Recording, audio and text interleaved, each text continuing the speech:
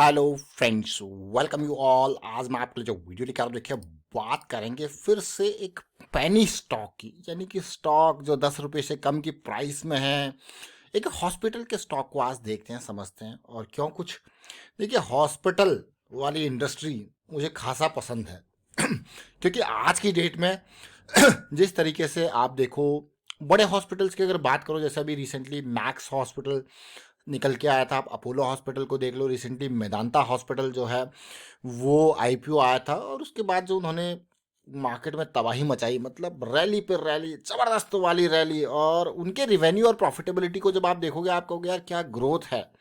मतलब आज की डेट में जिस तरीके से हॉस्पिटल्स, मतलब खर्चा देखिए डेफिनेटली बहुत ही फास्ट लेवल पे हॉस्पिटल्स में बढ़ रहा है। और इसीलिए मैं आपको बार बार कहता हूँ कि इंश्योरेंस जरूर रखें, मेडिकल वाला बहुत बहुत प्रायोरिटी वाला काम हो गया ये। आप मानो या ना मानो, और अगर आप इस सच्चाई से वाकिफ हो और इस सच्चाई से ताल्लुक़ रखते हो, तो मैं कहूँगा आपको कमेंट के थ्रू ज़रूर बताएं। मेरा अपना मानना है कि आज हर इंडिविजुअल के पास जो है इंश्योरेंस ज़रूर होना चाहिए। ऑल्दो मैं प्राइम मिनिस्टर मोदी जी का भी बहुत बहुत धन्यवाद करूँगा इस चीज़ के लिए, जो उन्होंने आयुष्मान भारत जो योजना थी जो चल रही है, और बहुत सारे लोगों को उससे फ़ायदा भी हो रहा है।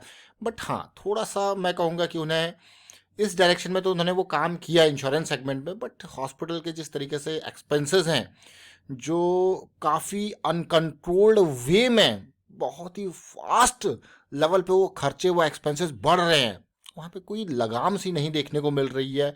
और थोड़ा सा उस सेक्टर में भी, उस साइड में भी एफर्ट करना चाहिए, ये मेरा मानना है। आपका क्या है वो आप कमेंट के थ्रू बता सकते हो। चलिए बढ़ते हैं आगे।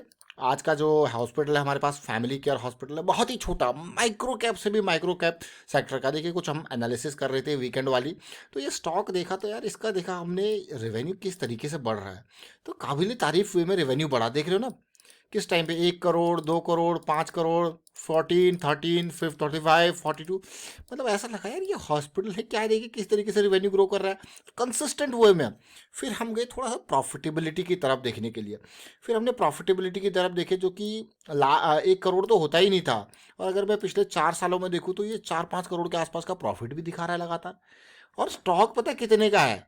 मात्र और मात्र 10 रुपये से भी नीचे का ये स्टॉक है, और मार्केट कैपिटलाइजेशन बहुत ही कम। फिर देखा यार ये काम क्या करता है। अगर इसके काम को देखोगे तो मेजरली ईएनटी से रिलेटेड स्क्रीनिंग करता है। और अगर और डिटेल में देखो, तो कुछ यहाँ हॉस्पिटल के उसके बेड्स वगैरह भी हैं इसके। और जनरली ये महाराष्ट्र में ऑपरेट करता है, तो ये देखने को मिला। तो चलिए, और हमारी नज़रों में कोई स्टॉक आता है तो मैं आपको बार बार कहता हूँ कि वो प्राइस एक्शन की वजह से आता है। अब मैं अगर रिसेंटली हम आपके लिए कुछ पेनी स्टॉक्स लेके आए थे प्राइस एक्शन के बेसिस पे, तो जिसमें विकासा लाइफ केयर एक था। यहाँ पे 5 रुपये के आसपास ये लेवल पे आया था, और बढ़िया इसने रैली दी।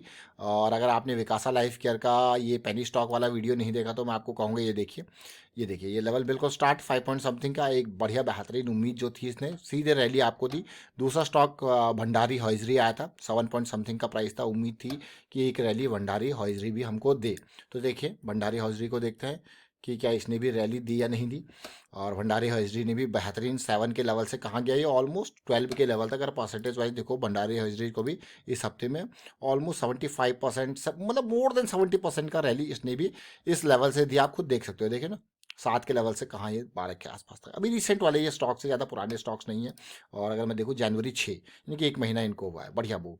आज हम क्यों फैमिली केयर के बारे में बात कर रहे हैं। अगर मैं इसके डेली चार्ट को देखूँ, तो एक प्राइस साइकिल स्टार्ट हो रही है।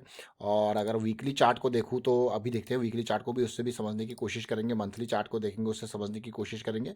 और मैं आपको बार बार एक ही चीज़ कहता हूँ कि जब पेनी स्टॉक के बारे में बात होती है, तो अब आप ये इसका वीकली चार्ट देखिए कि किस तरीके से। तो इसलिए मैं ये स्टॉक आपके सामने लेके आया, क्योंकि कुछ अलग सा मुझे यहाँ पे मोमेंटम शिफ्ट होता हुआ देखने को मिला था। साथ में एक डाइवर्जेंस की सिचुएशन देखने को मिली थी, ऑल्दो ये पेनी स्टॉक है। और जैसा मैंने आपको कहा कि मैं पेनी स्टॉक के बारे में जब भी आपको सामने बात करता हूँ, तो आपको ये कहता हूँ कि उस स्टॉक में आपको कभी भी, जब भी देखिए, जब पीक पर होता है कोई भी स्टॉक, वो स्टॉक है कोई भी स्टॉक, तो देखिए आपको न्यूज़ में आएगा, वो उस समाचारों में आ जाएगा। पंप एंड डंप की जो स्कीम्स आजकल चलती हैं, देखिए उनसे दूर रहें। इसीलिए मैं आपको हमेशा कहता हूँ कि लर्निंग के ऊपर मेजर फोकस करना है। और पेनी स्टॉक्स अगर आपको दिखे, क्योंकि बहुत सारे लोगों का इंटरेस्ट हो जाता है जब स्टॉक के प्राइस को कम देखते हैं ना, 2 रुपये, 3 रुपये, 5 रुपये, 10 रुपये, 15 रुपये, 20 रुपये का स्टॉक है, तो उनको लगता है वाह यही है जो है ना। तो इस तरीके से ये एक, मैं कहूँगा एक मिथ है, इसके ऊपर ना जाएं और स्टॉक को देखें। जैसे हमने इस स्टॉक को अगर बात कर रहे हैं तो इसकी प्रॉफिटेबिलिटी, रिवेन्यू और यहाँ पे इसके प्राइस सेक्शन को मेजर देखने की, क्यों? क्योंकि मोमेंटम आ रहा है, मोमेंटम चेंज हो रहा है, तो हमें एक अपॉर्चुनिटी देखने को मिल सकती है। एक बहुत ही छोटा स्टॉक है। अब आपको क्या, अगर ये स्टॉक, अब देखिए जैसे इन लेवल्स पे अक्सर क्या होता है, जो पंप एंड डंप वाले लोग होते हैं ना, वो न्यूज़ में लेके आते हैं स्टॉक को। और कब न्यूज़ में लेके आते हैं? जब वो ऑलरेडी बाइंग कर चुके हैं। वो इन लेवल्स पे बाइंग करके न्यूज़ में लेके आएंगे। इन लेवल्स पे जब आसमानों में प्रॉफिट बुक उनको करना होगा, तो क्योंकि एक ट्रांजेक्शन कब होती है, देखो एक स्टॉक जब एक्सचेंज पे, जैसे एक बायर है एक सेलर है, आपने बेचा दूसरे ने खरीदा, तभी तो एक ट्रांजेक्शन हुई, हुई कि नहीं है? तो अगर किसी ने इन लेवल्स पे बाई कर रखा है, उसको यहाँ पे बेचना है, तो वो कैसे बेचेगा? जब कोई खरीदारी नहीं हो तो कैसे बेचेगा? वो ऐसे बेचेगा, वो समाचारों में, उस न्यूज में उस पर्टिकुलर स्टॉक की खूब इधर उधर अलग अलग वीडियोस में खूब चर्चाएं होने लग जाएगी। बहुत ध्यान से, ये आजकल काफ़ी चल रहा है, पेड प्रमोशन के थ्रू आपको चीज़ें देखने को मिलेंगी। लेकिन जब भी देखिए हम आपके सामने स्टॉक लेके आते हैं, कोई without any paid promotion and all, तो उसके प्राइस सेक्शन और उसमें लर्निंग, कोई भी टिप या रिकमेंडेशन, इसलिए मैं आपको कहता हूँ दूर रहे। इवन इस यहाँ पे भी सब कुछ लर्निंग पर्सपेक्टिव से, कोई भी टिप या रिकमेंडेशन तो बिल्कुल भी नहीं है, और ना ही कहते हैं हम। देखिए क्यों? क्योंकि यहाँ पे जो इंपॉर्टेंट पार्ट है लर्निंग का।